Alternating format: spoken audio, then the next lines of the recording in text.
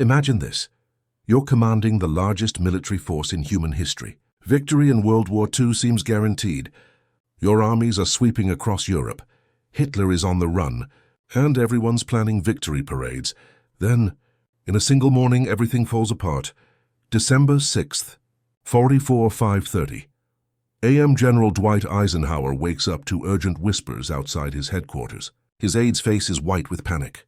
The news is catastrophic. 100,000 German troops. WWII tanks Hitler's secret final gamble. American forces in full retreat. The largest surprise attack in military history has just shattered Allied lines. Communications are severed. Panic spreads through the ranks. Your armies are split in two, and defeat, which seemed impossible just hours ago, is now staring you in the face. What would you do? Because what Eisenhower did next was so controversial, so against everything his own generals believed, that it nearly destroyed his career. But it also saved the Western world, the farm boy who became Supreme Commander. Let me tell you about the most unlikely military genius in American history, Dwight David Eisenhower, born in 1890. To pacifist parents in Texas, raised on a Kansas farm. This was a boy who never wanted to be a soldier, who had never even seen combat in World War I. Yet by December 444, this farm kid was commanding millions of Allied soldiers across Western Europe. How does that happen? The answer lies in one crucial skill that separated Eisenhower from every other general of his time. While other commanders chased glory and tactical victories, Eisenhower understood something revolutionary. World War II wasn't just about winning battles, it was about managing alliances. Think about it. 9 different nationalities on his headquarters staff. British imperialism clashing with American directness. Montgomery's methodical approach versus Patton's aggressive tactics. Most generals would have cracked under this pressure. Eisenhower made it his superpower. His mentor, Army Chief of Staff George Marshall, saw it early. This Kansas farm boy worked until 0 p.m. every night and never complained. More importantly, he could make enemies work together. That skill was about to face its ultimate test in the frozen forests of Belgium. Hitler's secret weapon. While Allied commanders planned victory celebrations, Hitler was plotting the most audacious military gamble in history. Against the advice of his own generals, the Führer had been secretly massing his last reserves. His target? The same route that had given him victory in 940, the Ardennes. Forrest Hitler's plan was diabolical in its simplicity: strike where the Allies least expected, split. British and American armies recapture. The vital port of Antwerp forced the Western Allies to negotiate separate peace if it worked. It would change everything. December 6th was supposed to be a celebration day for Eisenhower.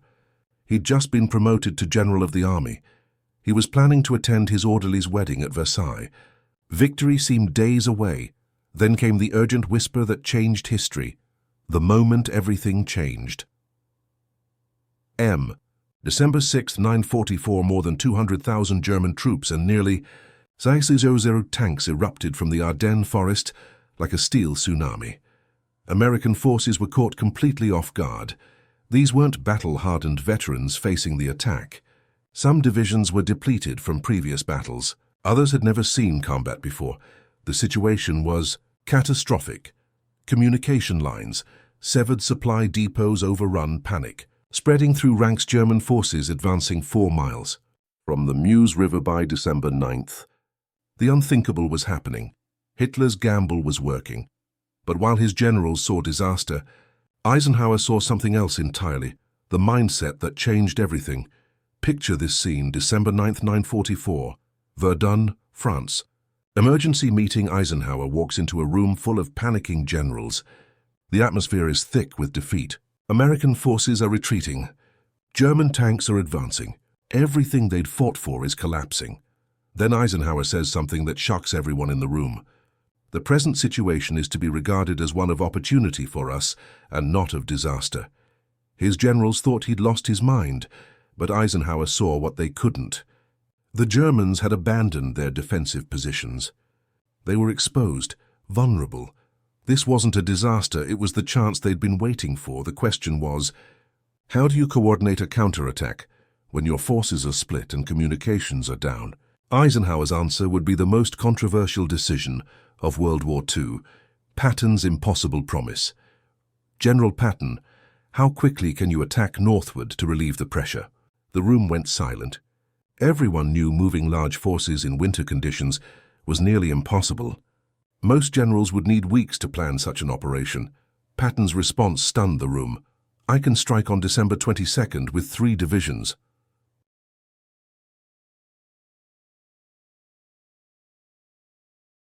"72 hours to move entire divisions in winter conditions." It seemed impossible. But Patton had already begun his meticulous planning. While others panicked, he'd been preparing for exactly this moment, yet even Patton's brilliant maneuver wouldn't be enough. The northern shoulder of the German breakthrough needed immediate attention. General Bradley's headquarters couldn't provide it. They were cut off. Someone had to take command of those isolated American forces. That someone would have to be the one person Eisenhower's American generals hated most. The decision that nearly destroyed him, December 9th, 44. The most controversial moment of World War II, General Eisenhower made a decision that would trigger immediate fury from his own commanders, outrage from the American press, and questions about his leadership that would follow him for decades. He gave command of all Allied troops north of the German breakthrough, including American forces, to British Field Marshal Bernard Montgomery. The reaction was explosive. Bradley was livid. Patton was outraged. American press denounced it as capitulation. To British arrogance, congressional critics questioned his backbone. His own generals felt humiliated. The American public felt betrayed. But Eisenhower understood what his critics did not. This wasn't about national pride. It was about winning the war, and the results would prove him right in the most dramatic way possible. Why this decision was brilliant. Here's what Eisenhower's critics couldn't see. Montgomery was closer to the northern sector. He had better communications. He possessed fresh reserves that could be deployed immediately. Most importantly, Hitler had hoped to exploit disputes between Allied commanders. He believed he could fracture the alliance in a crisis. Instead, Eisenhower's willingness to subordinate American pride to Allied effectiveness demonstrated something that terrified the Nazis: the unshakable nature of the Western coalition.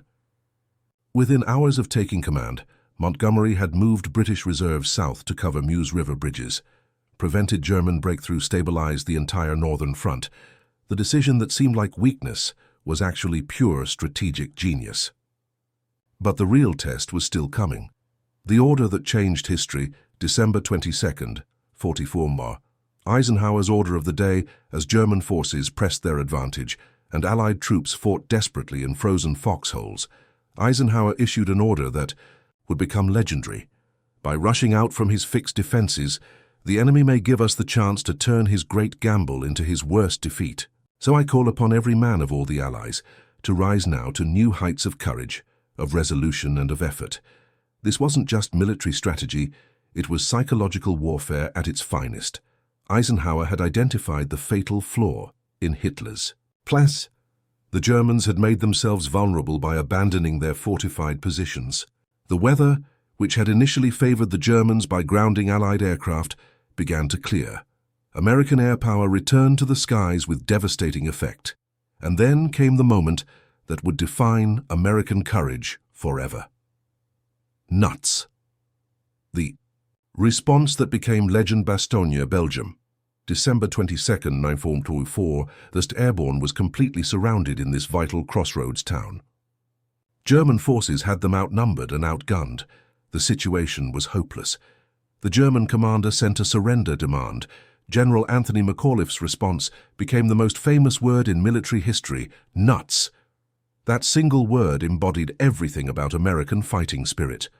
No elaborate speeches, no dramatic declarations, just pure defiant courage in the face of impossible odds.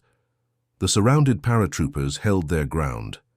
And on December 26th, something miraculous happened. The perfect storm of victory. December 1944, the tide turns from the south. Patton's Third Army smashed through German lines and relieved Bastogne, proving that his impossible promise had been pure tactical genius. From the north, Montgomery's carefully positioned reserves prevented any German breakthrough, his methodical approach perfectly complementing Patton's aggression. From the air, clear weather allowed Allied aircraft to devastate exposed German columns. The pincer movement that Eisenhower had envisioned was working perfectly. By January 8th, German forces in the western half of the salient collapsed. By January 6th, forces from the 1st and 3rd American armies linked up, signaling the beginning of the end. Hitler's last gamble had become his greatest defeat, the staggering cost and ultimate victory. The price was horrific. Over 5,000 American casualties, killed, wounded, captured or missing, roughly out of every American casualties for the entire war. But German losses were even worse. 2,000 German casualties. Vast amounts of military equipment destroyed. Hitler's last offensive capacity eliminated forever. Most importantly, 9 of the 10 reconstituted panzer divisions that had fought in Normandy were completely destroyed. The veteran cadres who might have formed future German resistance were eliminated. British Prime Minister Winston Churchill called it undoubtedly the greatest American battle of the war and will, I believe, be regarded as an ever-famous American victory. But it was more than an American victory. It was an Allied victory made possible by one man's willingness to put mission above ego. The leadership lesson that changed history. What made Eisenhower's decision during the Battle of the Bulge so extraordinary wasn't just that it worked. It was that it revealed timeless principles of leadership that go far beyond military strategy. Think about it. Every instinct of American military culture suggested that placing U.S. forces under foreign command represented failure. But Eisenhower understood that true strength sometimes requires appearing weak. That real leadership occasionally demands accepting blame to achieve victory. This decision illuminated the crucial difference between management and leadership in crisis.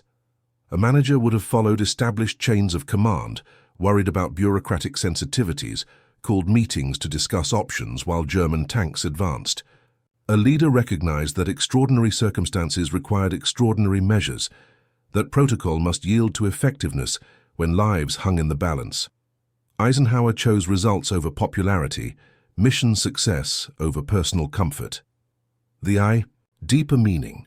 The Battle of the Bulge wasn't just about military tactics, it was about two fundamentally different visions of human civilization. Hitler's regime represented might makes right. Superior races destined to dominate inferior ones. Individual dignity meaning nothing compared to state power. The Western Allies represented free peoples cooperating voluntarily for common purposes. Diversity as a source of strength. Rational discussion resolving conflicts that authoritarianism could only suppress.